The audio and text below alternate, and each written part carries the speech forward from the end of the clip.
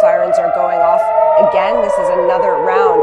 And so what happens is the sirens go off, and then you see in the sky these missiles that are sent, and then Israel's defense system, for the most part, intercepts them. You hear this very loud bang as they're being intercepted, and you can see sometimes in the sky them being intercepted, this huge light. Now, not all the time, they're not always intercepted.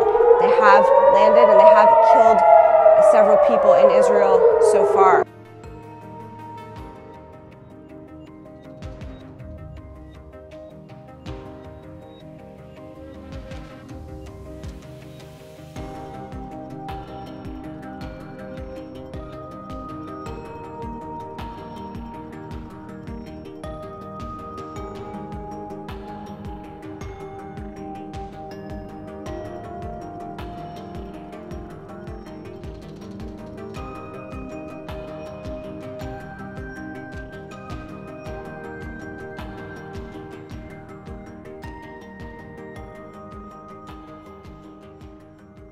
אני מדבר עם הנשיא טראמפ כל כמה ימים.